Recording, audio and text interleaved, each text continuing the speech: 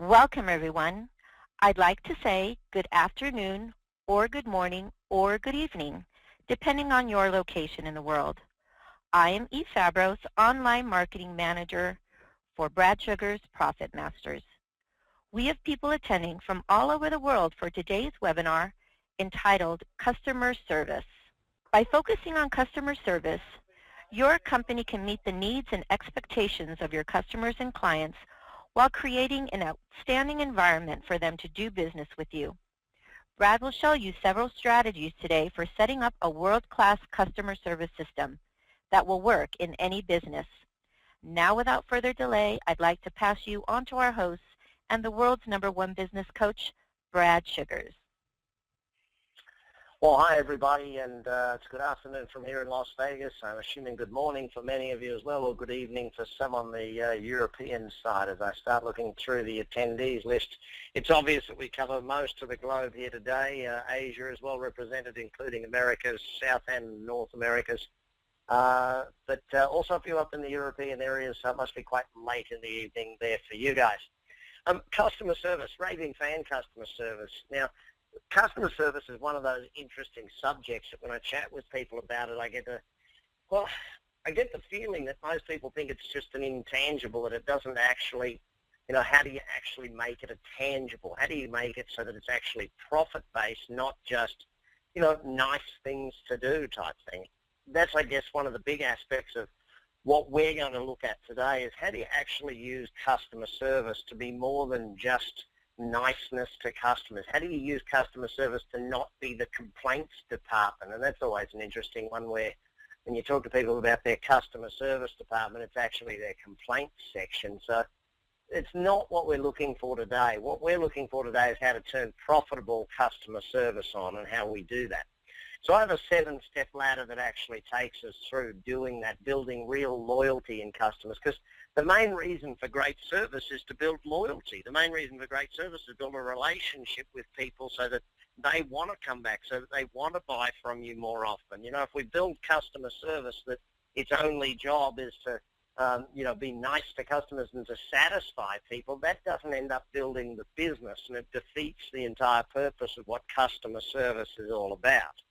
So repeat business, referrals, that's what we're going to take a look at today. How do we do that through customer service, not just the niceties of customer service? Oh, and Eve always likes me to remind you to stay tuned to the end. She does have 4 free gifts for you, and she'll show you how to get those, how to log in and download them at the end of our session here today. So before we get definitely straight into the session, let me just look at, when I ask people why are they on this call or why do they want to learn about customer service in particular, here's most of the reasons. A lot of them are employee-based, which is kind of interesting, but people did get the point that one of the reasons to be on doing good customer service is to get people back. One of the reasons to do good customer service is so that you get more referrals and therefore, more repeat business from those referrals and so on. Hopefully you're here because I'm the teacher today, and you might have heard a little bit about my story. Well, let me tell you a little bit more about it. I've been in business now for many years, more than 20 years, running my own companies, everything from magazine publishing and pizza manufacturing, right through to motorhomes and RVs, musicals, producing musicals, to go to stage, to real estate, to most of you will know of Action Coach, obviously, my business coaching company. Literally now Action Coach in 53 countries around the world, which is quite a phenomenal feat for a little company that started in the back bedroom of a home in Brisbane, Australia. For those that hadn't guessed by my accent, I am Australian. Now 15 books written. My 15th book, Buying Customers, was released just at the end of last year.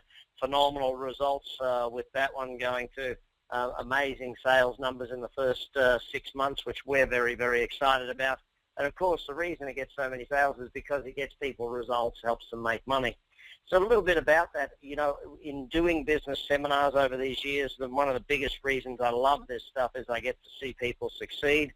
In 2009, I decided I had to make a change after spending most of the year on the road. And, it's tough when you're on the road that much and you're doing seminars all across the world. And I literally fell in love with webinars at the end of that year because of the fact that well, I'll put it really bluntly, you don't pay me a lot of money to come to the seminars because of the seminar. I would do the seminar for free. You pay me a lot of money because I have to fly there, I have to stay in hotels, I have to be away from family and friends and eat hotel food and all that sort of stuff. You know, the seminars I love doing. It's the travel that is definitely not something that is a high priority. So here we are doing a webinar. You're at home or you're at your office learning. I get to work from my office or my home, and everything works out real simple. So that's why webinars, and I think that'll become even more apparent as we go through today, just how much learning you can do over a webinar. Speaking of that, please, after you've tweeted or Facebooked so that you're on this webinar, and by the way, my Twitter, if you want to follow me, is @ActionCoachCEO. My Facebook is facebook.com/Bradley, Bradley, Sugars. So jump on either of those, but please turn off any outside distractions and get ready to take notes. You know, this is a seminar. As much as I can deliver a great seminar across the world, I'm hoping that you'll take great notes so that you can take action and therefore apply what we learned today and therefore make plenty more money out of it from your business. That's my goal. That's what I want to see happening. So let's get to it. Let's get on with the learning. Repeat business and referrals, that's the number one reason to build great customer service. Of course, we all understand it costs money to do marketing to get new customers, but it does cost money to market to get them back. But if we do great service, it costs us a lot less. We get people coming back because of the service, because of the product, because of what we do. But the great service builds repeat business. Now, obviously, with the more someone buys from you, the more repeat business, the more chance you'll get referrals. The better the service, the more chance you'll get referrals. So you've got to look at your business from a perspective of where am I getting the business and how much does it cost to get a customer? Well, it's far cheaper to keep one than it is to get one. So do great service. And I'm not just talking about if I go across, and I call this raving fan customer service, it's not just about getting people to like you. It's about creating people that actually want to sell for you, people that love what you do to such a degree that they're excited by what you do. They want to tell everyone about what you do. They're going out there and they're promoting you for you. That's what a raving fan does. They're the type of person that'll give you a review on Yelp or TripAdvisor, or they'll give you an online review, or they'll tell everyone about you on their Facebook. These are the sorts of things that we want to create. And to do that, we've got to have this debate. So I always hear this thing of our customer satisfaction score is, you know, it's like, hang on. What you're saying to me is your customers are satisfied by what you do. They're not delighted by it. They're not excited by it. They're not happy with it. They're satisfied by what you do. How many people, after having a satisfactory experience, ran out there and told the world about it? Not too many. We don't want to create a satisfactory experience. We want to create an experience where the customer is amazed, delighted. We want to create an experience where the customer comes back going, that was phenomenal. I want to go again. I want to do that again. I really enjoyed buying from those people. Or, you know, I'm so happy that I bought from them that I would tell everyone about it. That's where we want to go to. You know, it's not about just sitting back and saying, hey, how do we satisfy our customers? Because satisfied customers don't become raving fans. They don't tell the world about you. We want to see delighted, amazed customers. So in your business right now, are the customers satisfied?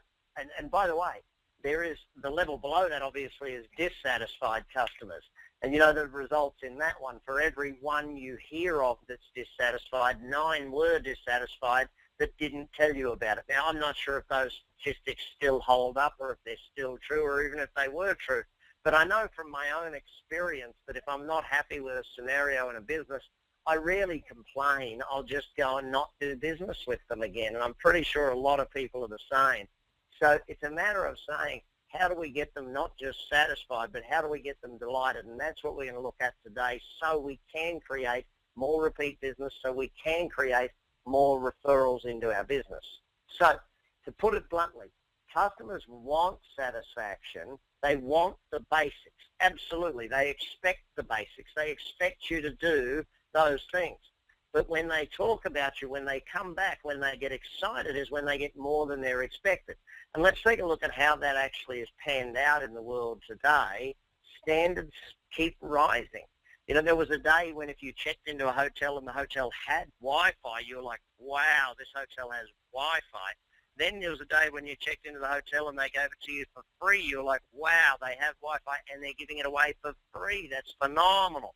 And then there was a day where, hang on, why isn't this free? I expect it to be free right now. So standards change, and the same happens for your customers. The longer they've been doing business with you, the higher the standards they want to hold you to. And not just you, the entire industry. If they've been doing something, you know, it's kind of like when the first ever pizza delivery company said 30 minutes or it's free. Now you're like, what do you mean it's going to take more than 30 minutes? That should be the standard level of time for delivery today. And this was the customer's way of thinking. So they want satisfaction, they want the basics done, but they are expecting far greater than that. They talk about you when they get far greater than that, and that's something that everyone has to keep in mind as the business grows. So we need to understand one thing about customer service, and I mentioned at the beginning, it's not the negatives. Customer service is not about having a department that takes complaints. Customer service is not about dealing with situations after they've arisen. Customer service needs to be proactive. It needs to be something where you sit down and you plan, how do we take care of the customer to such a degree that we won't get complaints? How do we take care of the customer to such a degree that it's profitable for us, but it's also exciting for them? You know, this is the balancing act of customer service. It's not just about making sure a customer is satisfied. It's about making sure they come back. It's about getting referrals from them. Satisfied customers are okay, but proactive. So here's what we need to do.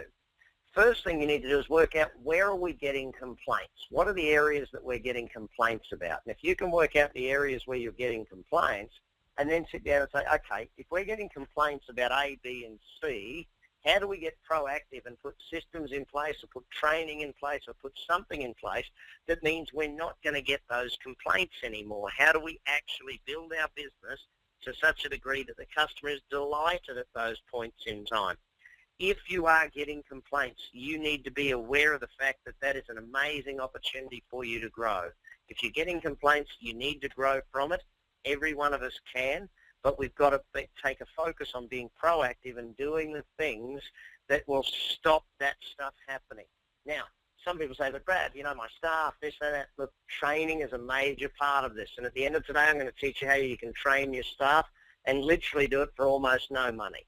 Yep, I can teach you how you can train your staff for less than $100. It's as simple as that. But you've got to, and that's for all of them, not just one, by the way. Yep, it can happen. So when we sit down and take a look at customer service and how proactive we get in it, do you get ahead of the game with your customers? In other words, are you giving them service to such a degree that if you do happen to make a mistake at some point in time, they will actually forgive it because the level of service you've already given them is so phenomenal that they're very excited by doing business with you. That's one of the things that we've all got to consider in doing our proactive level of customer service, not reactive. We want repeat business. We want referrals. We've got to treat our customers that way. You don't get a best customer or a most amazing customer by sitting back and waiting. You know, it's a simple question, and it kind of produces a conundrum for most people. What did your best customer become your best customer after you started talking to them, or did you start talking to someone and then they became your best customer? You know, this is the simple reality that when we get proactive and we start treating people that way, we can move forward with it. That being said, proactivity, you've got to get better, continually get better. You've got to focus on getting better. Your service has to get better. Your product delivery has to get better. It's got to be faster. It's got to be more. It's got to be bigger. That's what people are after. It's what they're looking for. It's what they're always going to be expecting, and you need to run with that and not get upset by it. Here's the other part of that. Your competitors might keep getting better, therefore your customers expect more from you. If your competitor reduces their price, then your customers expect you to do the same. If your competitors start doing something faster, your customers expect you to do the same. Or they're happy to shift. Why do customers shift? Well, you lose repeat business because customers actually start seeing a better deal somewhere else. And we'll talk about more of that in a moment. First of all, though, let's understand how it is that we work out when we need to give great customer service. So think about the experiences you go through, and I'll do one that most people can relate to, getting on an aeroplane. So booking your tickets, how easy was that? Was that good customer service? Arriving at the airport and checking in, was that good customer service? Getting on the plane, was that good customer service? Getting your baggage at the end, the meal, the thing. See, I use the example of airlines because I first learned this by a great company called Scandinavian Air Services. At the time, SAS was going through a massive growth phase because as an organisation, they sat down and defined what they called their moments of truth. Now, what that meant is they looked at what are the points in time where it is vitally important we get the customer service right. What are the points in time where it is of massive importance where the customer actually makes a decision about how good we are? Things for them like, when you're boarding the plane and getting on the plane. Things like when you got your meal on the plane. These are moments of truth where the customer makes a decision as to whether you are very good at what you do or no good at what you do. And there seems like there's almost no in-between for most customers. So if you sit down and look at your business and imagine there's somewhere between 5 and 20 moments of truth in a customer transaction with you, what are those moments of truth and how do you handle each and every one of them? Are you giving people a good impression each time or are you struggling at some of those times? The moments of truth when you have to deliver great service, how do you do that? And that, my friends, is one of the keys of giving a great experience to your customers. There are times when it's just kind of, yep, whatever happens is what happens. It's not really that important that you get it right in those times. But there are some times when the customer is going to make their decision. Did I enjoy this experience? Will I tell others about this experience? Is this the sort of company I want to do business with long term? And if you sit down and list your moments of truth, then you can start being proactive in your marketing, in your customer service plan. Now, why do most people leave? Well, we'll look at why. Let me be blunt. Most people think people leave because of product and price. Not necessarily true.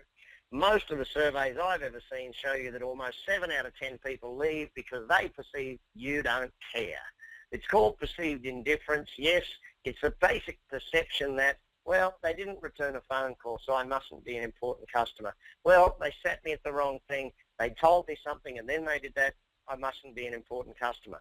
It's all of those simple little aspects that give someone the perception that you don't actually care.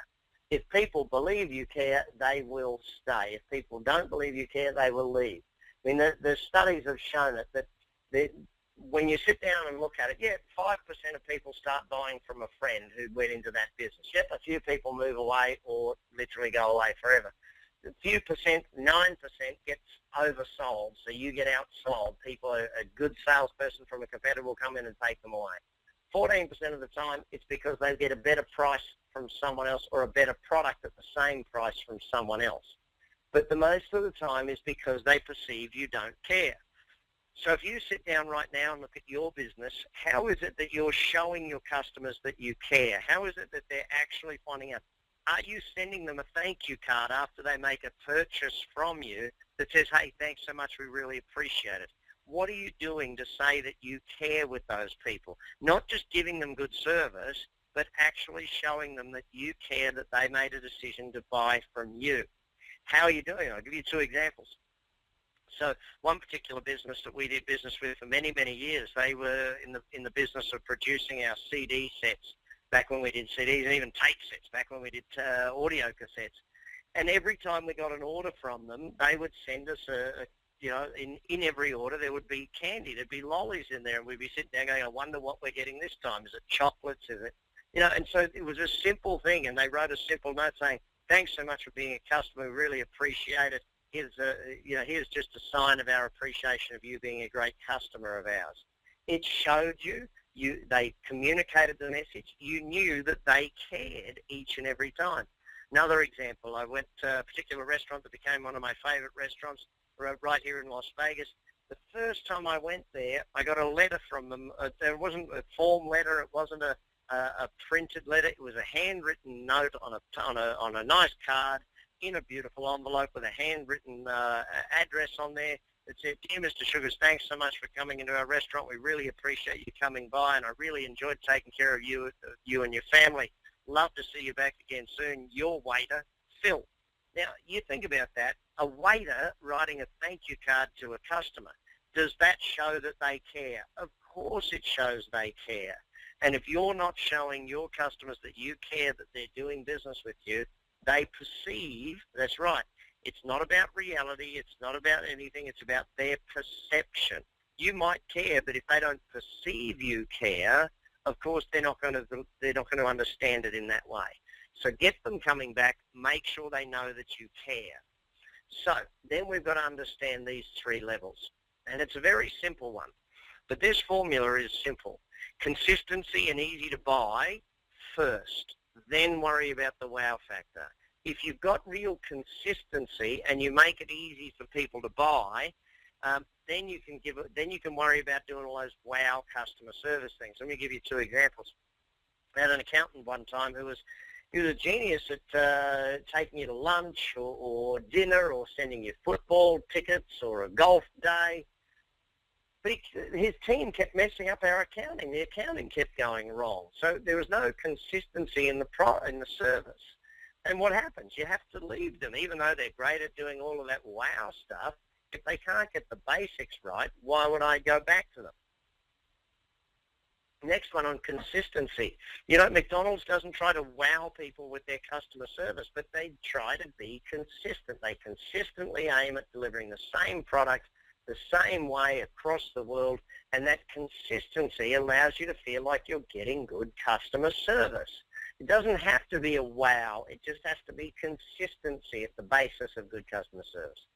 Second, you've got to make it easy for people to buy. You know, if it's hard for someone to make a purchase, of course they're not going to come back. So I sit down and I look at it again. Well, let's examine McDonald's again. How easy is it to buy at McDonald's? Well, there's one on almost every street corner. You can go in there. You know what to order. There's a big sign showing you how to order. There's 4 or 5 people waiting to take your order. You know, it's easy to buy. You can pay in many different methodologies, from credit cards to cash and so on. You know, what are some other examples of that? I know for me personally, I'll go to Amazon.com and buy from them a lot, because it's easy. You look at some websites, and even if you've bought from them 2 or 3 times, you've still got to log in. You've still got to correct your details. You've still got to give them your credit card. Amazon, I pull it up. It already knows it's me. I click a button. It sends stuff to me. It's really simple. They've got all my details. They've had them for a while. They know who I am. They make it so easy to buy that I want to buy from them more often. Zappos.com is another prime example of a company that makes it easy to buy. You know, how do you make it easy for people to buy from you? Can I order in multiple ways and so on? Then we'll get to the wow factor. So I want you to think about consistency in your business. How is it that you create, excuse me, a little sneeze there. How is it that you create consistency for your customers, and what gives them that feeling of consistency, and how can you do that more often? What can you do to give more consistency of product or more consistency of service to your customers so they perceive the basics of customer service are being done well? If I keep getting the same product and it's different every time, I don't perceive that there is a level of consistency, and therefore I'm not excited by doing business with you, and it makes it hard for me to refer others to you. It makes it hard for me to want to keep coming back. So what are you doing that gives them a feeling of consistency, not just delivering, but that feeling? Remember, customer service is a lot about feelings. It's a lot about impressions. It's a lot about people's perceptions of what you're doing. Next one, easy to buy. How are you making it easy to buy, and how can you make it even easier? What ways can you make it that people can afford your product that they couldn't before? What ways can you make it that people can buy it? Excuse me again. How do you make that work? Making it easy for someone to buy gives them a perception of really good customer service. So aim for that. Work towards it. Then, and only then, do you worry about the wow factor. Then you start to ensure this happens. Now, when I talk about the wow factor, I'm talking about doing things that go over and above. I'm talking about doing things that blow your customers away. Most of the time, delivering wow factor, your goal is to deliver it to A-grade customers. Your goal is to deliver it to the people that really buy a lot from you. When I say A-grade customers, it brings me back to It reminds me, I wrote an article many, many years ago in Australia, and it was called Sack Your Customers. How you can grow your business by getting rid of your C and D grade customers. And people thought I was crazy. What do you mean fire our customers? What do you mean get rid of people? It's hard to get them. Why would you want to get rid of some of them? Well, the reality is your business needs to be set up and designed for your A-grade customers, the customers that spend a lot of money, the customers that give you good referrals, the customers that, they buy the best products, they don't argue on price, they pay on time, and so on and so on and so on. All of these things that create an A-grade customer that the wow factor should be designed for. You got to remember that, Wilfredo Pareto had it right when he talked about the 80-20 rule, his Pareto principle. 80% of your business comes from 20% of your customers. That's your A-grade customer. That's who you want to deliver the wow for. You don't want to deliver the wow for everybody. Apply the Pareto principle in reverse. 80% of your headaches come from 20% of your customers. 80% of your time wasters are only 20% of your customers. You've got to sit down and start looking at where you're going to apply the wow customer service and where it's not needed. List out the traits of a great customer. Find out who your top 20% are that bring you 80% of your business, or approximately that. It might be 30% that give you 70%, whatever it works out to be. Work that out, find it out, do good stuff with them. Then, what I want to teach you now is our ladder of loyalty. How do we apply the ladder of loyalty to growing a business? Why do we want loyalty? Again, loyalty is what customer service is all about. Building repeat business so that we get people coming back more often, and building referrals into it. So we build loyalty, and therefore we get repeat business and referrals. That's what customer service should be aiming to do. So we start at the bottom with a suspect. A suspect, very simply put, is someone who fits your target market. Now, I'm not going to go over target marketing today. I spent a lot of time in my marketing webinar around that. If you haven't seen that, please check it out on YouTube or bradsugars.tv. But target marketing is the type of people that fit that. So that's your suspects. We want to turn suspects into prospects. Now, how do we do that? Our marketing has to go out there and do two things. Suspects become prospects, and hopefully you're drawing this ladder up on your page and taking notes next to the ladder. Suspects become prospects if they take action and you get to collect their details. You've got to collect their name, their address, their email, get them on Facebook or Twitter or their phone number or something. But a prospect is someone who's raised their hand and said, yes, I want to buy from you. It's someone who's answered an advertisement. It's someone who's walked into your shop. It's someone who's sent you an email. It's someone who's clicked on an online deal. Something along those lines. They've done something and you've collected their details. Now, our job is not to leave them at prospect, obviously. Our job is to move them from prospect up the ladder of loyalty. But to do that, we've got to get those prospects' names and addresses. Now, I want to spend a little bit of time on this because I know a lot of people struggle to get their names and addresses of people. Remember this, the number one asset your business has is your database list of your current, past, future customers. Your future customers are your prospects, people that have asked about what you do, but they haven't yet purchased from you. You want to know who they are. Now, how do you get their names and addresses? You ask for them. You've got to ask for them in what way? Well, you've got to ask for them in many different ways. Every business is going to be different, but you've got to give them a benefit to giving you their name and address. The benefit might be they join a VIP buyers list. Maybe they get early reservations by giving you their name and address. Whatever it is to get their name and contact details, that's what you've got to be asking for. You've got to try many different ways. I know some companies where they've asked for it in certain ways and it never worked. They asked and asked, and eventually they found a way that gets them their name and address of every customer every single time, and the customers are happy to do it. It's different for every business, but you've got to look for that when you're out there actually taking action and taking these people to get action and do that through your marketing. So how do we build loyalty from here? Well, obviously we need them to make a transaction. So our prospect becomes a shopper. This person's made a single transaction with you. This is not someone that actually has done more than one transaction, because in my books, the first transaction doesn't turn someone into a customer. It just turns them into a shopper. This person has now made a deal with you. They've purchased one time. You've got them across that line. Obviously, you've got to confirm their details because you want to be inviting them back, specifically to make a second transaction, and we'll discuss why that's important in just a moment.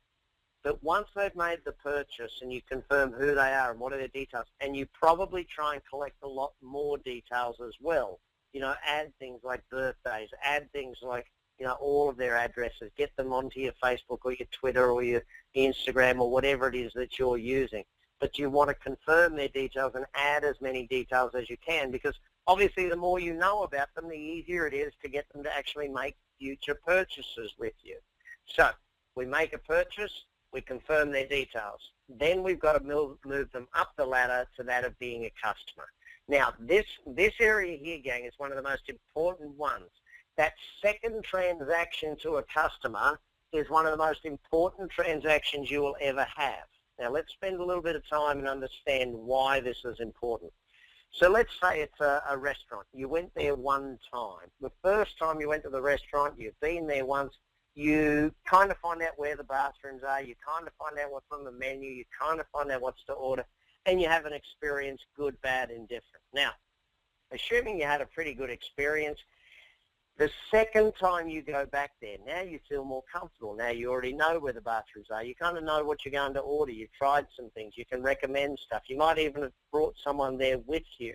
You know where the parking is. You know how to get there. You're not hunting it down. It's easier. You're kind of familiar with where you're going to. That second transaction in any business is the most important transaction for loyalty. Getting the first one is obviously very important, but the statistics are basically this, that if you get someone to make a second purchase from you, they are then 11 times more likely to keep buying from you. That's right, 11 times more likely. So it's amazing to me that we don't do a lot more work to get that second transaction. Even sometimes make an incredible offer so they do come back a second time, so that they're sitting there now, they've made that second transaction, they're used to you. This is a lot of what happened with Groupon. People would make a Groupon offer that was so phenomenal that then their second offer, they couldn't make a second offer to get that person back a second time. Therefore, they built no loyalty out of that person, and thus the Groupon deals didn't work for them. If you're going to make a Groupon type deal work, you've got to make sure that person comes back a second time. If you're doing marketing to get a new customer, you've got to make sure they come back a second time, so you build loyalty out of that person. Therefore, loyalty, repeat business, you're going to get a lot more from it. So then our job is to take that, we've gone from suspect to prospect, prospect to shopper. Shopper buys a second time, becomes a customer. Now our job is to take that customer, the person that's made a second purchase, and turn them into a member.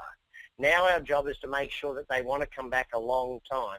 Now what we're really aiming to do here is turn them into someone that feels like they belong here, someone that feels like they're a part of the place, that they know it, that, it's kind of like the old TV show Cheers, where everybody knows your name. People want to be going to do business at somewhere where people actually know what they want and know what they're ordering.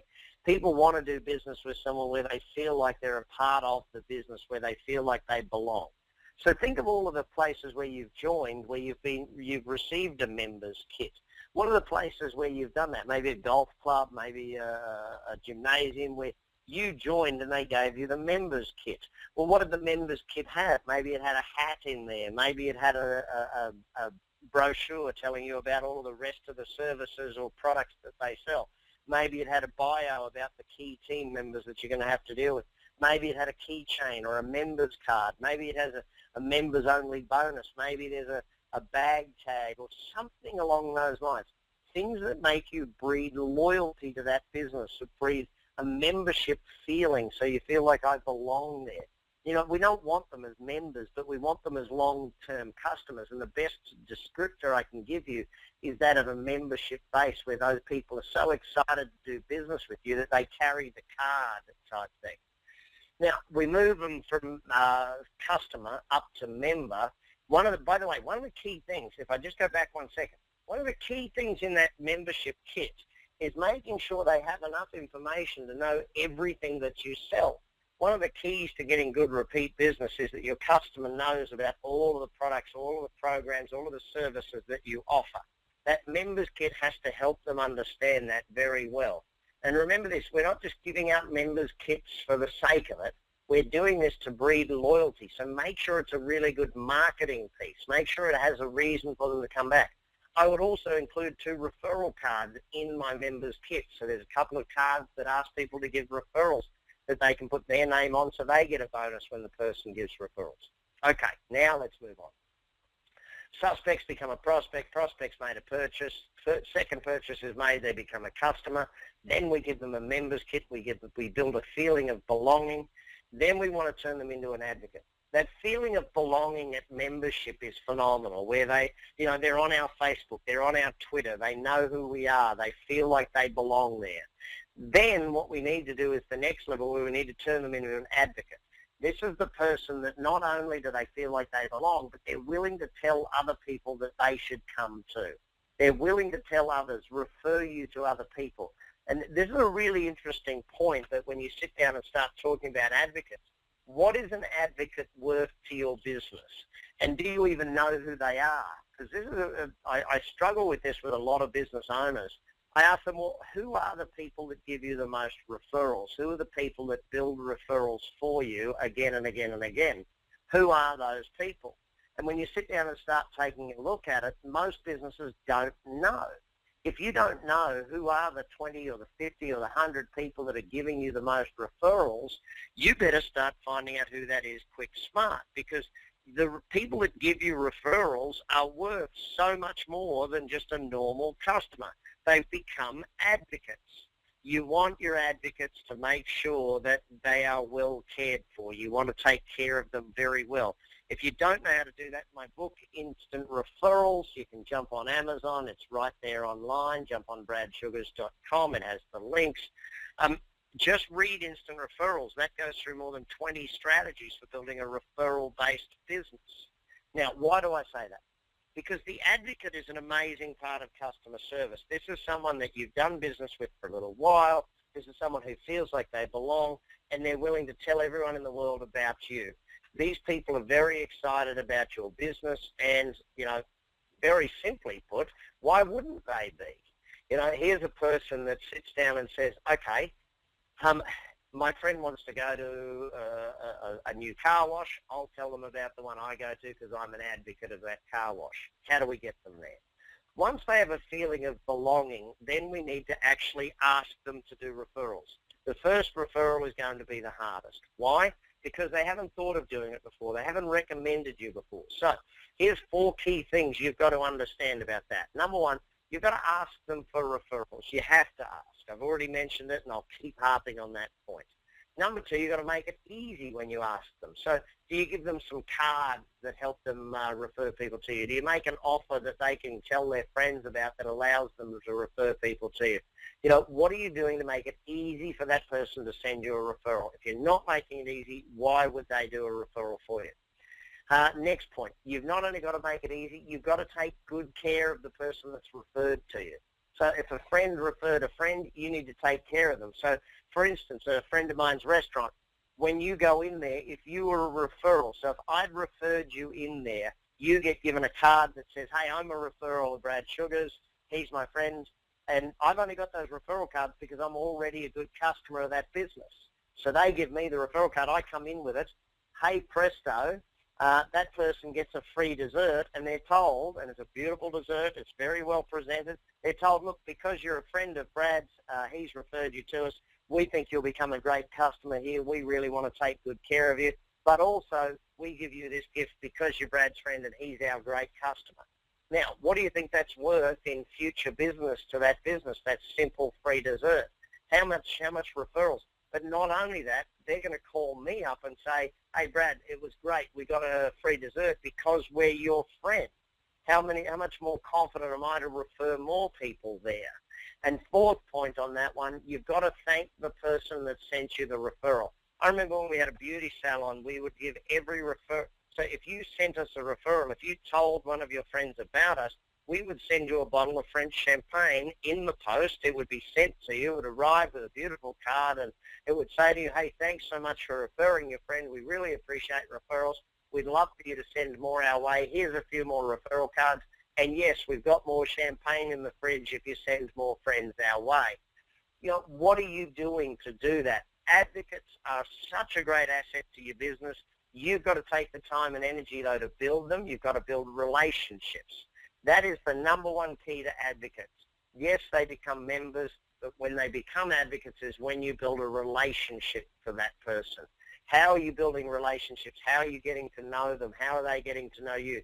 You don't just build relationships by doing business for many years. Relationships are built by doing things over and above, by sending a card, by letting them know about who you are, by putting articles about your team in the newsletter, by featuring them in your newsletter.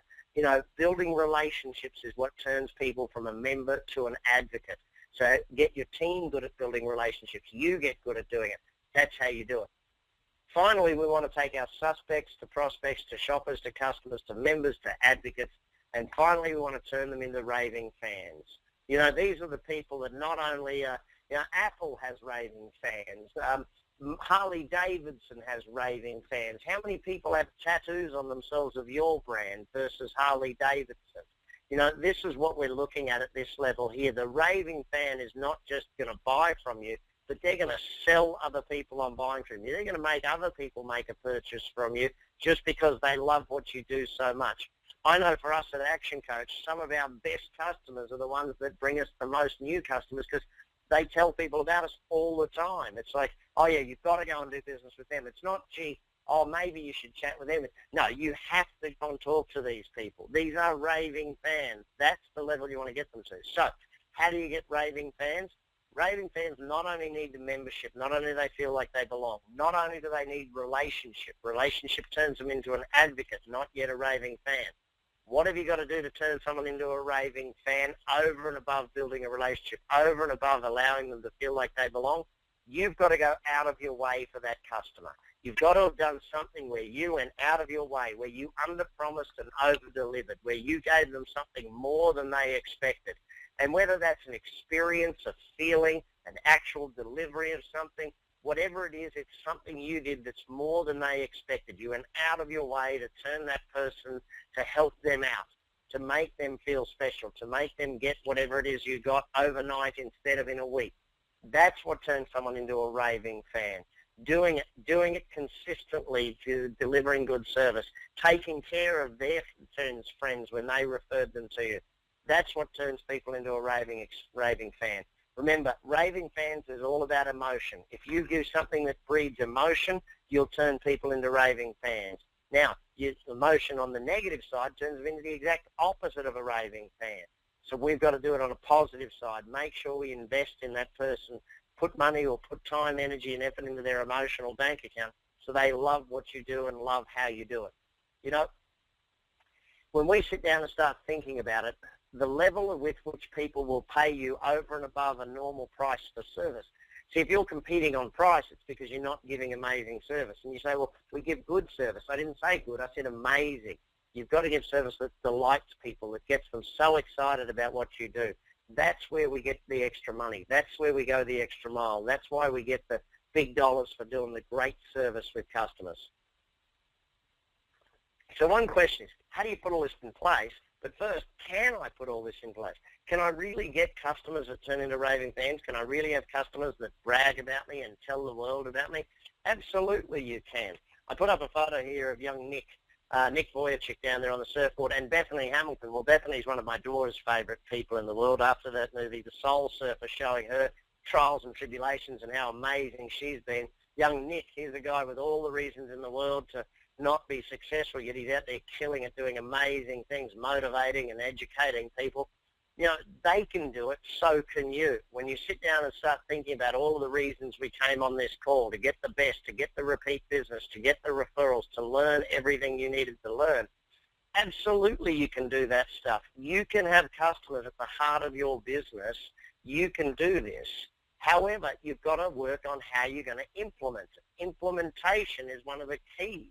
It's not just about spending an hour with me here on a webinar. It's about actually investing the time, energy, and effort to learn all of the strategies, all of the things you can do to build a great business. So with that in mind, I ask you the question, how are you going to get this implemented? What are you going to do? What is going to be the step? By the way, if you haven't started answering questions, I will have about 5 minutes for questions. In about 5 more minutes, I'll start taking questions. If you can enter your question now, just go to the GoToWebinar poll thing down the side and put in your questions, and I'll get to as many of them as I can. The earlier you put them in, obviously, the faster I get to those, and we'll read those. So, getting this implemented. I invented a program to help you implement this, and here's how it goes. It's very, very simple. It's my business school for you and your staff. Remember at the start of this, I said I'm going to give you a way of training all of your team for less than $100. That's right. For $97, I'm going to train your team for the next 12 weeks.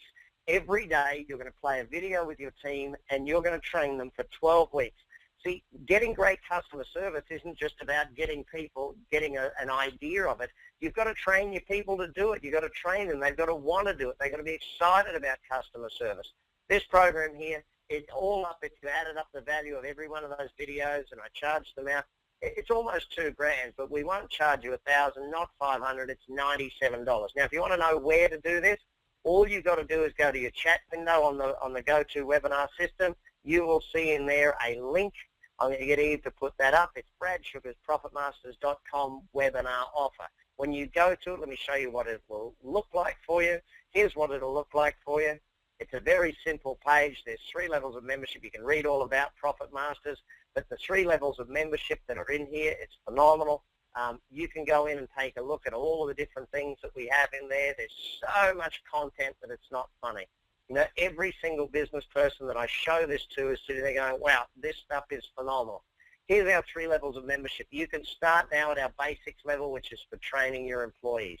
Then you can go to our entrepreneur level. Now, our entrepreneur level, if I just take you back through that, and by the way, please keep typing the questions. I'm going to get to them in just 1 minute's time. Please type them in.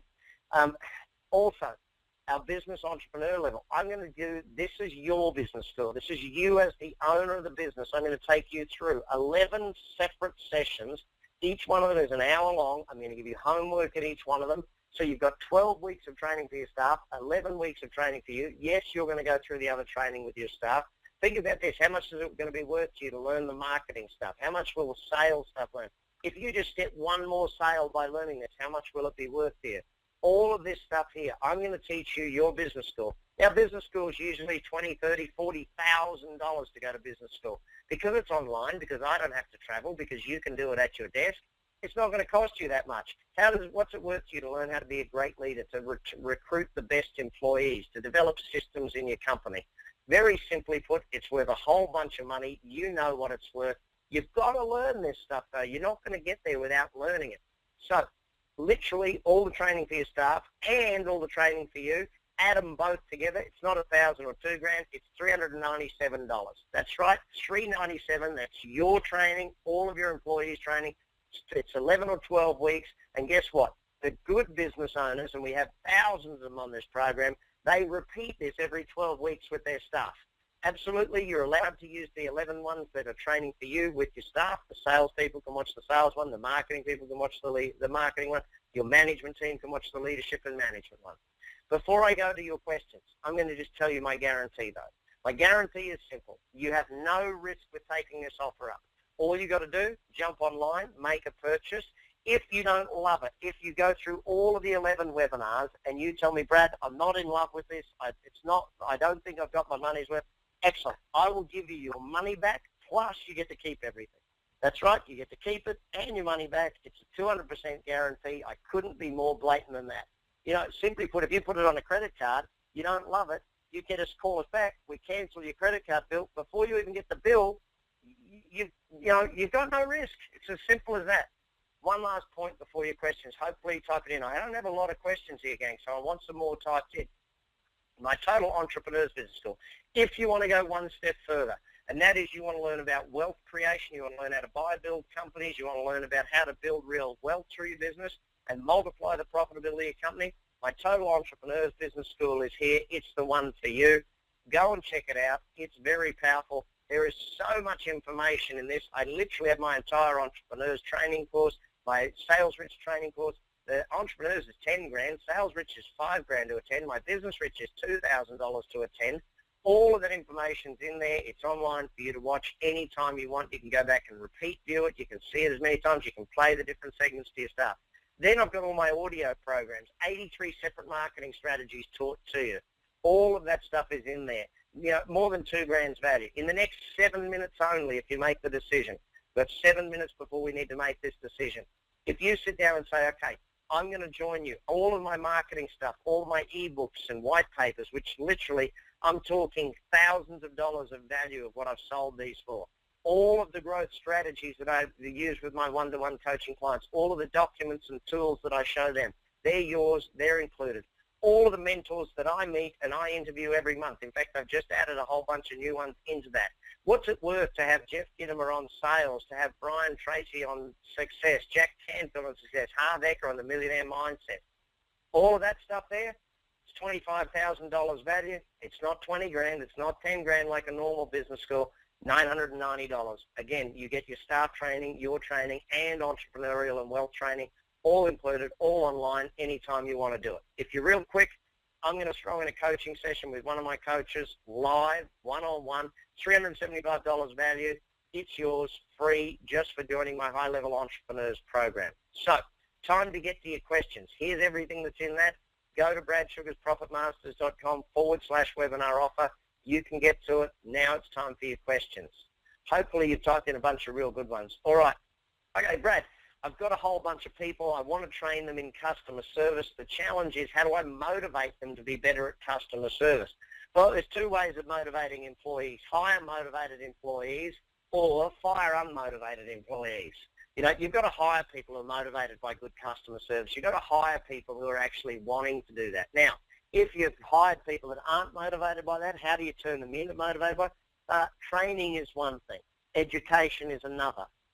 But the basics of it is you cannot manage what you do not measure. So if you're not giving them some sort of a measurement of their customer service, I remember just last week I was flying through Heathrow in London, and they have a button just after the security where you can press the button. There's 5 ones from bright red with a big frown to bright green with a happy smile, and you can say it. You've got to measure customer service in some way to make sure that you actually have great customer service. So if you're not measuring it, you won't be able to manage it. You've got to look at doing that sort of stuff as part of it. Okay, when someone's making a long purchase, how do you keep the customer service up through the whole thing? It's a long buying cycle between one sale and the next. How do you serve that customer? Well, let's think about this. A car. People buy a new car on average every 3 to 5 years. People buy a new house every 3 to 7 years. If I'm saying keeping in communication with that person, what is it going to cost for you to communicate with someone? Let's say you do it by mail, so it's actually going to cost you money, not just by email, not just by Facebook, not just by Twitter or Instagram. You're going to keep in touch with them by mail. Now, I'll give you the simple cost of this. What if it costs you $1 every time you print a brochure or a magazine and send it to them 4 times a year? That's $4 a year in postage, packaging, and printing. Then you multiply that by, let's say it takes them 5 years to buy a new car.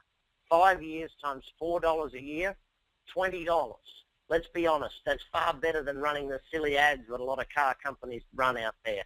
Keep in touch with your past customers, otherwise you won't get referrals, otherwise you won't get repeat business. It's crazy not to do that sort of stuff. All right. Members kit. Okay, so if I put a members kit together, Brad, how much should I spend on a members kit? Well, it depends on the products or services you're selling. If you're selling high-priced, high-ticket, high-profitability items, of course you can afford to put a bit more money into your members kit. Otherwise, you've got to put your money a bit smaller amounts. You've got to be, economical based on what it is you sell. Brad, a lot of your ideas here are about making money. Is that okay? Is customer service only about making money? Yes. Customer service is only about making money. Ultimately, that's what business is all about. And people say, oh, but that doesn't seem altruistic. Well, here's the thing. If I don't make money, I can't serve any customers because I'm bankrupt. It's pretty simple that way. If you want to do great things with a business, you've got to make profit.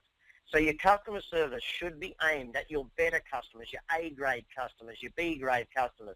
You don't have to give amazing service to D-grade customers. You've got to give it to the top ones, the ones that buy from you often, the ones that keep coming back from you. Brad, I'm going after getting referrals. Can you be, when you give people gifts and stuff, is it perceived as going over the top?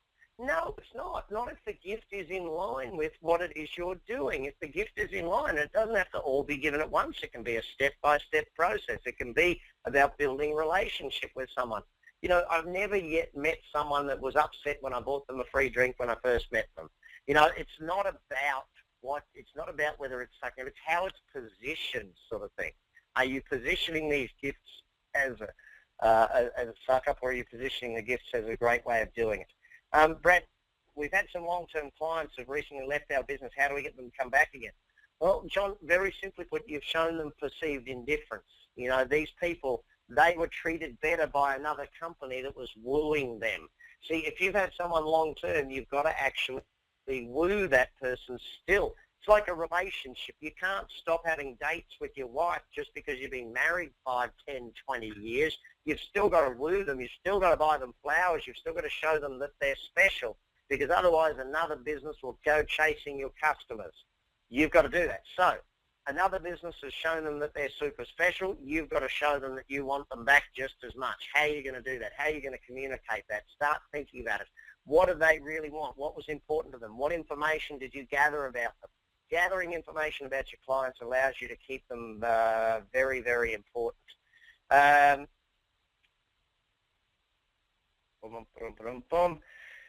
Brad, should we be surveying our customers? Yes, absolutely. More information from customers is better.